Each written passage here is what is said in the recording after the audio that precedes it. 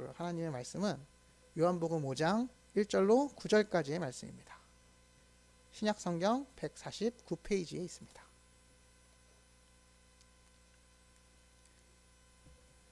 요한복음 5장 1절로 9절까지의 말씀입니다.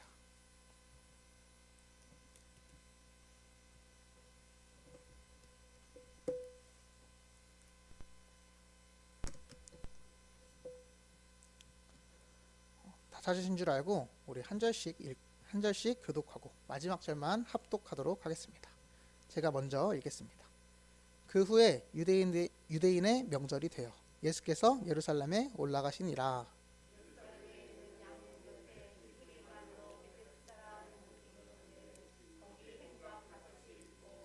그 안에 많은 병자, 맹인, 다리 저는 사람, 혈기 마른 사람들이 누워 물의 움직임을 기다리니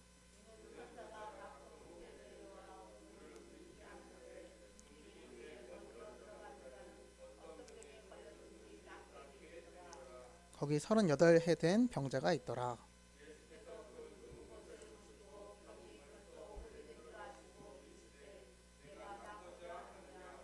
병자가 대답하되 주여 물이 움직일 때에 나를 모체에 넣어주는 사람이 없어. 내가 가는 동안에 다른 사람이 먼저 내려가나이다. 우리 함께 읽겠습니다. 그 사람이 곧 나와서 자리를 들고 걸어가니라. 이날은 안식일이니. 아멘. 요즘의 세대가 정말 이제 뭔가 복음을 전하기에도 힘들고 다른 것들만을 더욱 바라보는 세대가 된 것 같습니다. 그래서 요즘의 세대가 어떻게 돌아가는지 이렇게 보려면 참 요즘 어떤 책이 참 어떻게 잘 팔리는가, 어떤 책이 많이 읽히는가, 이거를 보면은 그 세대를 어느 정도 읽을 수 있다고 생각해요. 그래서 요즘 베스트셀러들을 이제 쫙 봤는데 요즘은 막 자기계발서 이런 거는 뭐 여전히 유행하고 있고, 또 특히나 돈 버는 방법, 막 이런 거, 돈의 속성, 막 이런 것들도 요즘 유행합니다. 그리고 이거 아니면 이제 마음을 어떻게 잘 조절하는지, 관계를 어떻게 잘 풀어가는지, 그래서 관계에서 내가 어떻게 유리한 위치에 있을 수 있는지, 이러한 글들을 많이 낸다는 것입니다. 그래서 이런 거를 쭉 보면 인생을 어떻게 해야 더 잘 살고 더 편안하게 살 수 있는가, 이러한 것들이 강조되고 있다는 것입니다. 그래서 이제 예전에는 무언가 성공을 많이 말했어요. 근데 요즘은 평안하게 사는 거, 잘 사는 거, 이거에 대해서 더 얘기를 많이 한다는 것입니다. 무엇이 성공인지도 모르고 그저 어떻게든 성공하겠지 하는 어렴풋한 그 목적만을 바라고 살아가는 것이 요즘의 모습이라는 것입니다. 그래서 이게 뭐 교인들이건 아니면 친구들이건 얘기를 해보면은 결국에는 돈이 중요하지, 이런 걸로 이제 귀결되는 것이 요즘 세상의 모습인 것 같아요. 특히 젊은이들의 관심이 어떻게 살아가야 되는가, 이게 굉장히 많이 쏠려 있는데 왜 우리가 살아가야 하는가, 여기에서는 굉장히 관심을 점점 적어진다는 것이에요. 우리가 사명이라고 하는 그 삶에 대한 목적이 없는 경우가 너무나도 많다는 것입니다. 그들의 소원은 그저 성취만 있을 뿐이며, 그래서 돈 버는 것, 건강하게 사는 것, 오래 사는 것, 멋지게 사는 것, 이것에만 집중한다는 것입니다. 그리고 그 끝에는 단지 그냥 막연한 자신의 행복, 그냥 평안함들만 있을 뿐이라는 것입니다. 그래서 예전에는 이에 실패하면은 이제 거의 이제 자살을 택하곤 했어요. 가장 안 좋은 방법이 그 자살을 택하곤 했다는 것입니다. 그런데 요즘은 미국의 이 청장년의 사망 원인이 바뀌고 있다고 해요. 이제 15년도까지는 이제 자살, 차사고 막 이런 것이 이제 사람이 죽어가는, 젊은 사람들이 죽어가는 순이었다고 해요. 그런데 16년도부터는 점점 무언가 올라왔는데 그게 요즘 정말 악독한 것으로 묘사가 되는 마약, 펜타닐로 바뀌었다는 것입니다. 이러한 형태를 보면 그냥 자신의 안락함을 누리지 못하자, 이전에는 죽음으로 도망쳤지만 이제는 그저 약으로 도망쳐서 그냥 당장의 편안함을 느끼고 당장의 고통을 덜어주고, 이러한 것으로 그냥 살아가는 것, 어떻게 살아가는 것, 그 방법만을 찾고 있다는 것입니다. 이렇게 오늘날처럼 외가 사라진 세상 속에서 그냥 무의미한 경쟁만이 남고 껍데기만 남은 그런 세상이 우리에게 도래했다는 것입니다. 이러한 상황에서 그리스도인들은 무엇을 바라고 살아가야겠습니까?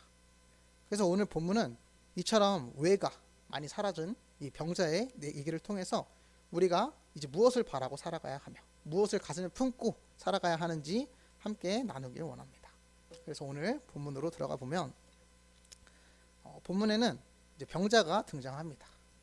그는 무려 38년간 베데스다 못 행각에서 있었던 그 38년 동안 기적을 기다린 병자였다는 것입니다.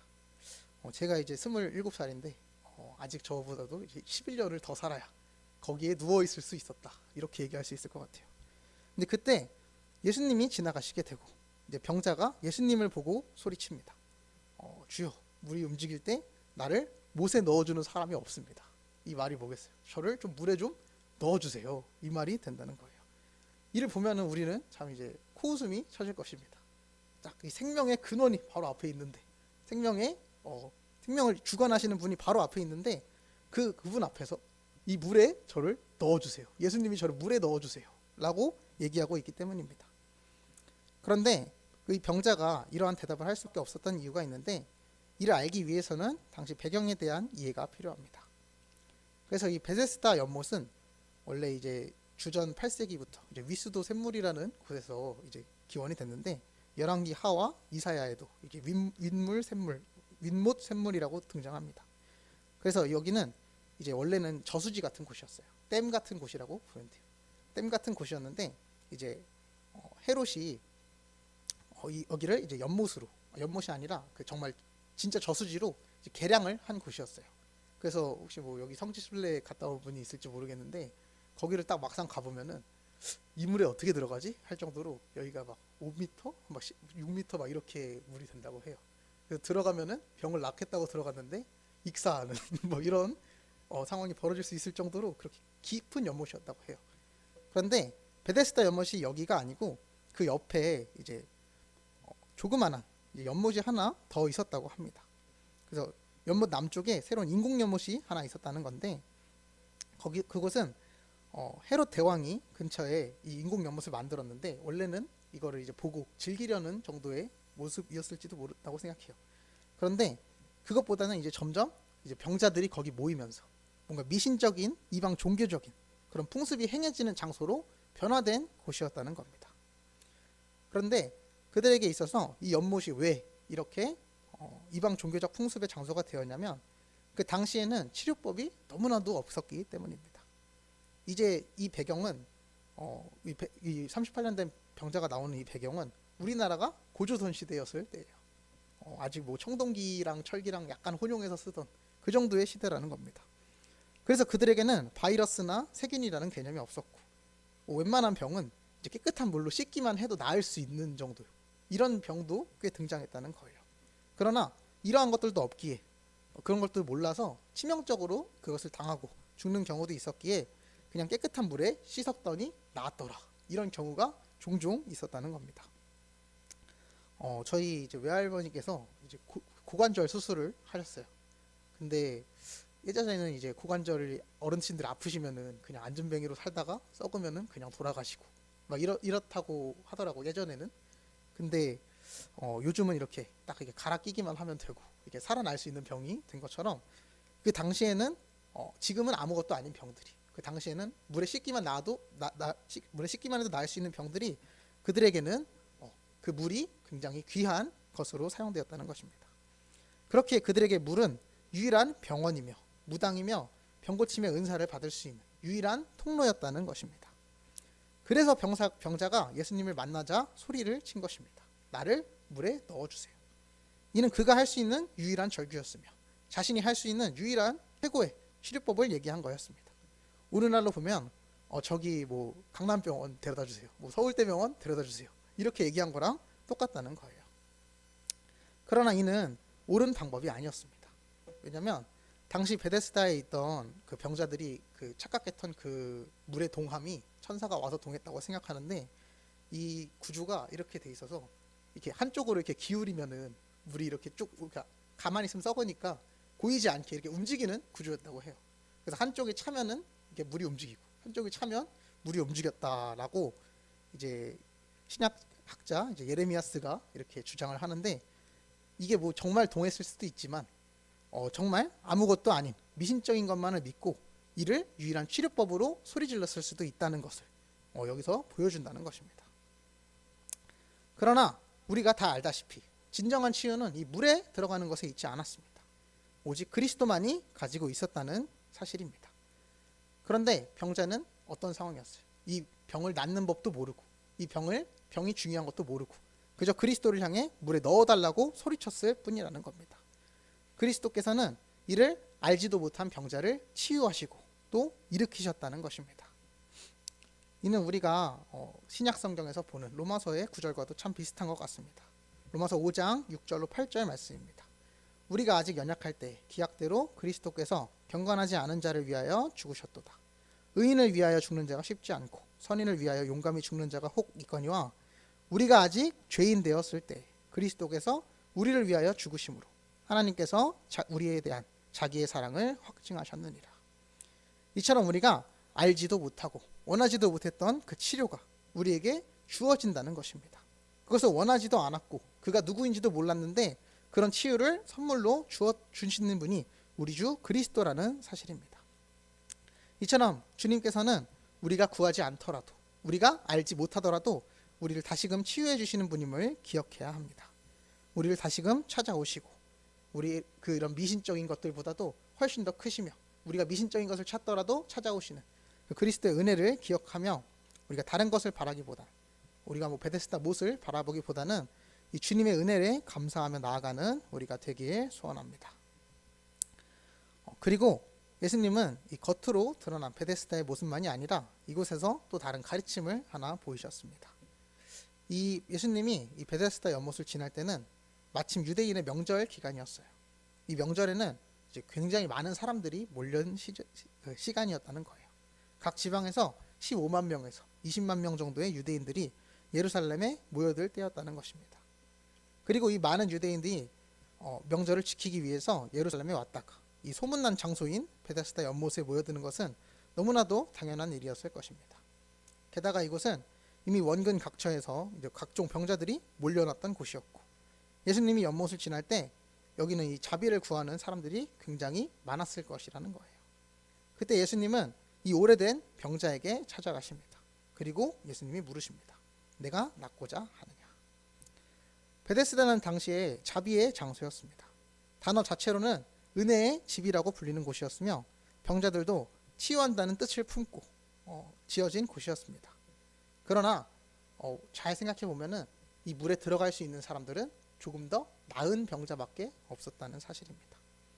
정말로 이것이 필요한 은혜가 필요한 이 38년 동안 친구도 이웃도 종교인도 사회도 국가도 도와주지 않았던 이 병자가 이 베데스다 못에 있었다는 사실입니다.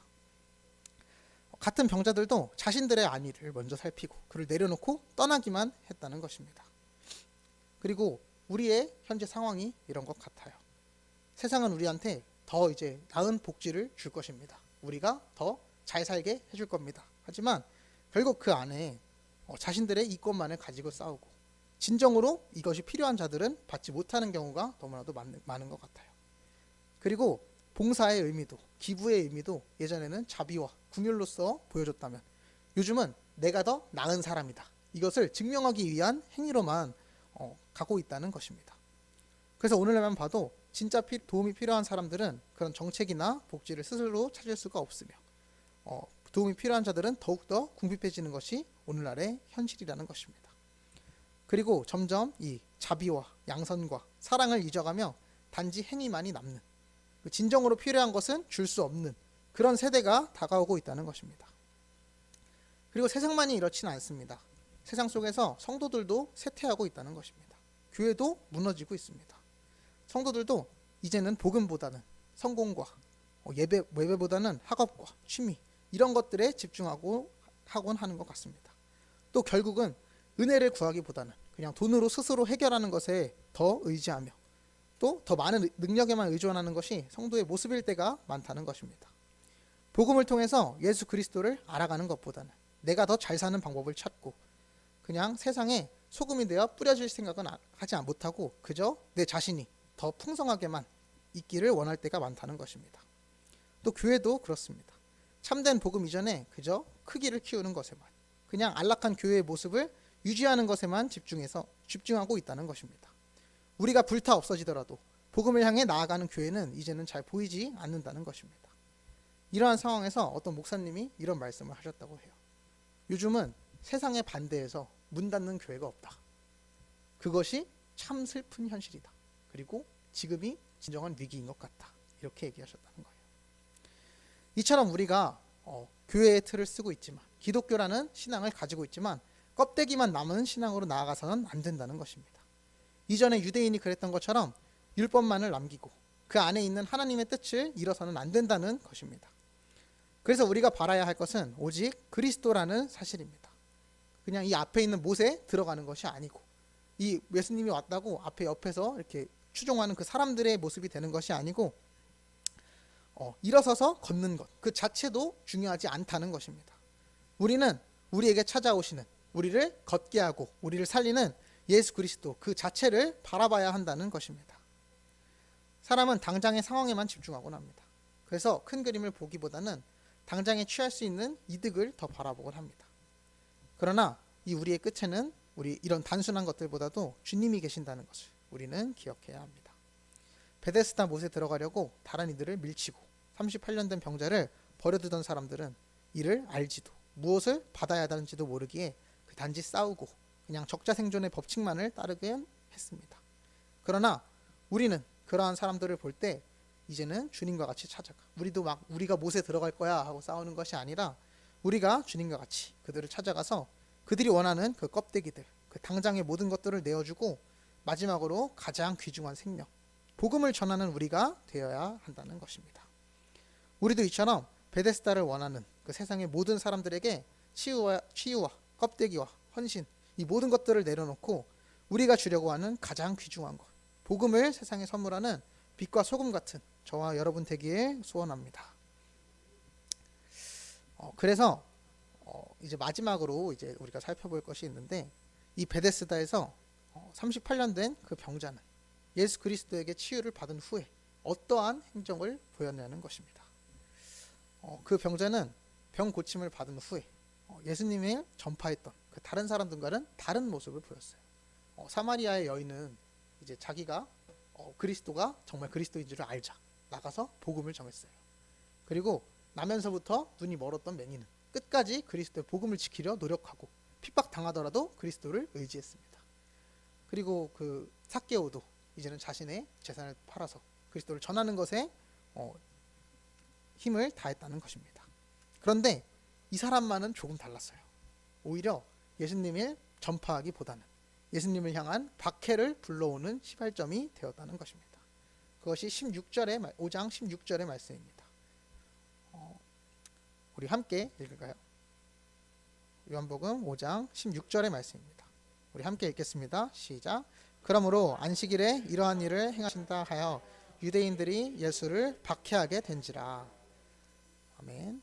베데스다의 병지를 고친 이 사역 때문에 예수님은 십자가에 달리게 되는 그 마지막 길의 첫 번째를 열었다는 것입니다. 감사를 드리거나 보훈을 하거나 그리스도의 이름이 널리 퍼지지는 못할 망정 예수님을 죽음에 이르게 한 시작이 되었다는 것입니다. 이러한 결말을 보면 우린 좀 억울하다고 느낄 수 있을 것 같아요. 저 사람 좀 괜히 고쳐줬다, 이런 생각이 들지도 몰라요. 세상의 이치와는 맞지 않는다고 여겨질지도 모릅니다. 그러나 예수님의 사랑은 이러한 당연함을 뛰어넘는 진실한 사랑이라는 것을 우리는 기억해야 합니다.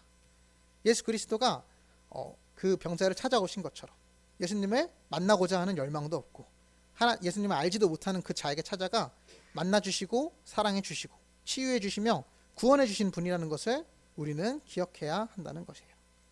그가 이 복음을 받은 이후에도 감사나 감격이 없을지라도 묵묵히 자신의 일을 행하시며 그들을 끝까지 기다리시는 분임을 우리가 기억해야 한다는 것입니다. 예수님께서는 우리에게 보훈을 받고자 이 땅에 오신 것이 아닙니다.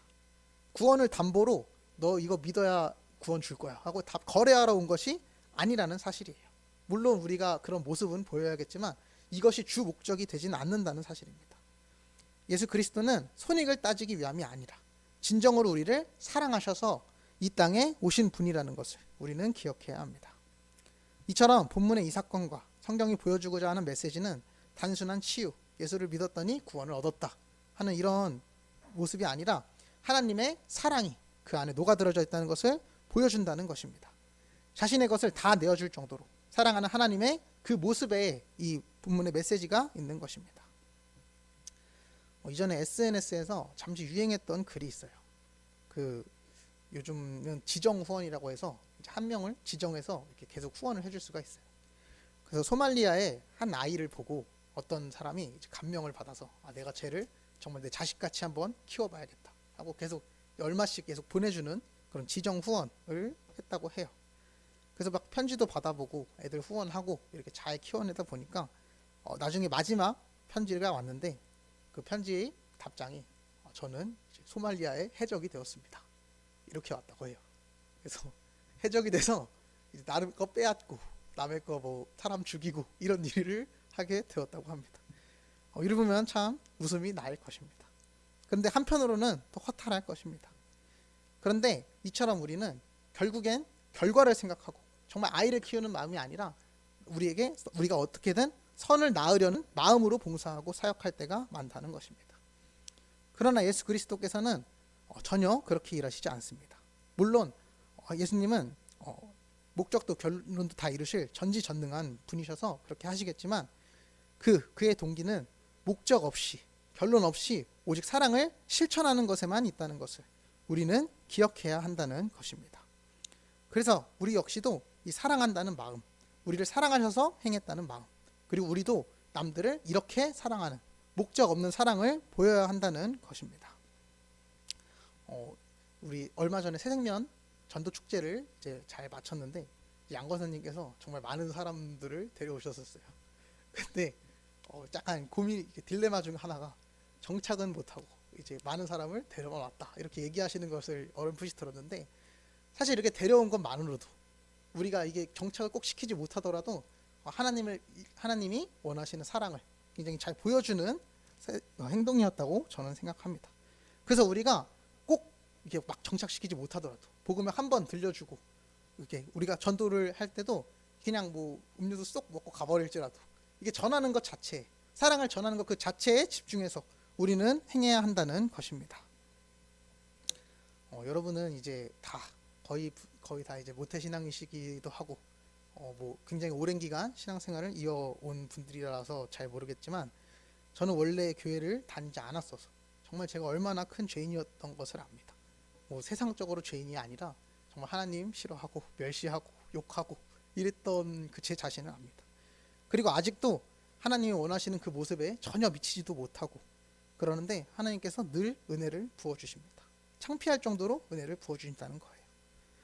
이처럼 하나님의 사랑과 은혜는 치유 있는 자, 그 치유는 자격 있는 자에게 주어지는 것이 아니고 율법을 지킨 자에게 주어지는 것이 아니고 자격이 없고 율법을 지키지 못하고 선을 낼 수 없는 그 자에게 찾아가는 것이 복음이라는 것을 우리는 기억해야 한다는 것입니다. 또 우리는 어떻습니까? 예수 그리스도의 은혜를 받은 만큼 살아내고 계십니까? 아마 그런 사람은 없을 것입니다. 인자의 목숨값만큼 행할 수 있는 자는 없기 때문입니다.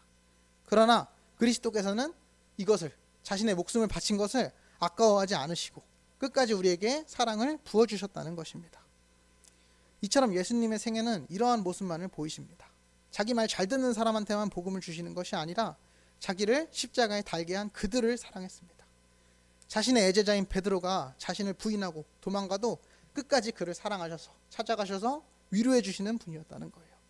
나는 부활을 결코 믿지 못하겠다고 못자국 난 그 손을 만져봐야 내가 믿겠다 하는 그 도마에게도 손을 내밀어 만져주시고 만지게 해주시고 그를 사랑하셔서 결국 다시 복음의 길로 인도하셨다는 것입니다.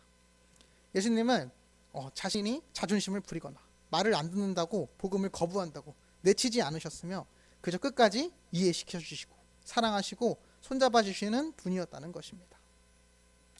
우리도 각자의 사역지에서, 가정에서, 일터에서 복음을 전할 것입니다. 그때 우리는 어떠한 마음으로 사역을 하고 계십니까? 이 정도는 했으면 와야지. 그래도 내가 어느 정도는 했는데 너도 이 정도는 해야지. 이런 마음으로 혹은 하고 계시진 않으십니까?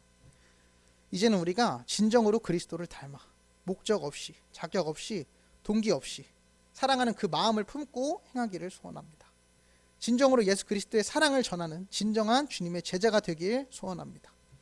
그리고 그 가운데 우리 역시도 십자가에 못 박히는 그 고통을 겪게 될지라도 끝까지 그들을 사랑해서 그 자리에 있을 수 있는 우리가 되길, 예수님을 닮은 진정한 자녀가 되길 예수님의 이름으로 축원합니다.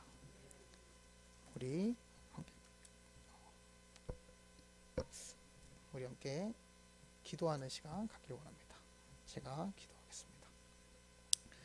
사랑의 주님, 우리는 정말 알지도 얻지도 못한, 우리가 행하지도 못하는 그 모든 것들에 있어서 은혜를 얻었습니다. 율법으로는 구할 자가 없으나 오직 그리스도의 은혜로 구원함을 얻었습니다. 그러나 우리는 이를 잠시 잃고 우리가 하는 것이 그리스도인의 행활이 아니라 더 나은 자의 모습으로 전도하고 사역하고 있을지 모릅니다. 그러나 우리를 구원해 주신 그리스도께서는 우리가 알지 못할 때, 우리가 죄인이었을 때 우리를 사랑하시고 자신의 몸을 바치셨다는 것을 기억하게 하여 주시옵소서. 그래서 이 세상에 아무것도 모르고 이상한 것들만 쫓는, 세상에 진리가 아닌 비진리적인 것들만 찾는, 결국 돈만 바라는 그러한 사람들을 앞에 두고서도 우리가 그들을 무시하거나 그들을 폄하하는 것이 아니라 진정한 사랑으로 그들을 안고, 정말 우리가 나아서 준다는 것이 아니라 정말 그들을 사랑함으로써 복음을 전하는 우리가 되게 하여 주시옵소서. 주님께서 그러셨던 것처럼 우리가 주님을 닮은 주님의 진정한 제자 되기를 원합니다. 이를 위해서 우리는 할 수 없으나 주님께서 지극히 부어주시는 그 사랑으로 일하게 하여 주시옵소서. 간절히 바라며 사랑이신 우리 주 예수 그리스도의 이름으로 기도드립니다.